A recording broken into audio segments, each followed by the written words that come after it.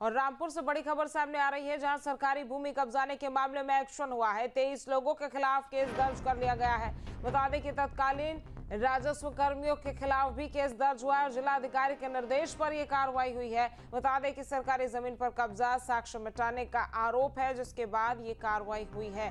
तो रामपुर से बड़ी खबर, जहां सरकारी भूमि कब्जाने के मामले में एक्शन देखने को मिला। 23 लोगों के खिलाफ केस दर्ज हो गया है और तत्कालीन राजस्व कर्मियों के खिलाफ भी केस दर्ज कर लिया गया है। बता दें कि जिलाधिकारी के निर्देश पर यह कार्रवाई हुई है और सरकारी जमीन पर कब्जा, साक्ष्य मिटाने का आरोप लगा, जिसके बाद ये कार्रवाई देखने को मिली है।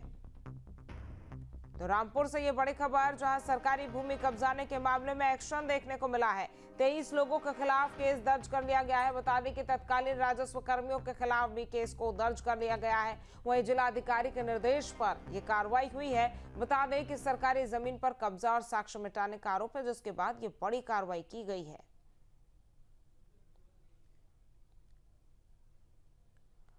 तो देखिए, जिस तरह से सरकारी जमीनों को कब्जाने के मामले सामने आ रहे थे, उसके बाद रामपुर से ये बड़ी खबर सामने आई है, जहां पर सरकारी भूमि कब्जाने के मामले में एक्शन हुआ है और इसी के चलते 23 लोगों के खिलाफ केस दर्ज कर लिया गया है। बता दें कि तत्कालीन राजस्व कर्मियों के खिलाफ भी केस दर्ज कर लिया है।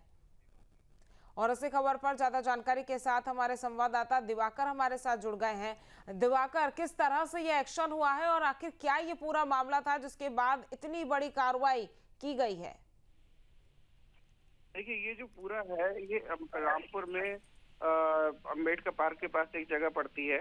वहां पर कार बाजार के नाम से एक पूरा मार्केट बसा लिया गया है और वो मार्केट गवर्नमेंट कह रही है, सरकार कह रही है कि वो अवैध है। तो उसके कुछ कागज जिलाधिकारी महोदय ने एक समिति बनाई। उस समिति में जो है कई लोगों को रखा। जब उस समिति ने उसकी जांच पड़ताल की तो पाया गया कि ये जो जितने भी लोग यहाँ पर दावा कर रहे हैं, ये सारे दावे जो है वो झूठे हैं। और जब उसकी जांच पड़ताल की गई तो उसमें समिति ने रिपोर्ट दी और समिति की रिपोर्ट के बाद जो तथ्य सामने आए हैं उसमें पता चला है कि ये जो कार बाजार है ये अवैध है। अब इसमें जब दस्तावेज निकाले गए, दस्तावेजों को देखा गया, जब समिति ने दस्तावेजों की जांच की तो उन्हें पता चला कि ये जो दस्तावेज हैं, इसमें इन दस्तावेजों को खुर्द-पुर्द किया गया है और जो लोग वहाँ पर काबिज हैं वो अभी उसमें काबिज नहीं है। तो इसमें कुल 23 लोगों के खिलाफ जिलाधिकारी द्वारा निर्देशित किया गया है और जो तात्कालिक राजस्व अधिकारी थे उनके खिलाफ भी इसमें मुकदमा सिविल लाइंस थाने के अंदर दर्ज किया गया है कल। जी। और जिस तरह से बताया जा रहा है कि राजस्व कर्मियों के खिलाफ भी केस दर्ज कर लिया गया है, उनका क्या रोल था इस पूरे मामले में? और जिलाधिकारी के निर्देश पर बताया जा रहा है कि ये कार्रवाई हुई है।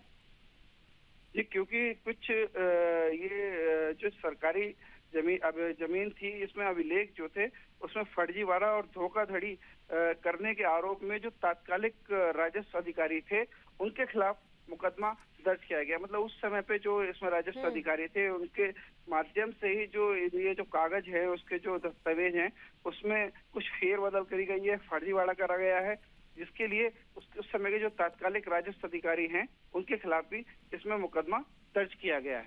ठीक है दिवाकर, तमाम जानकारी हम तक पहुंचाने के लिए आपका बहुत बहुत धन्यवाद।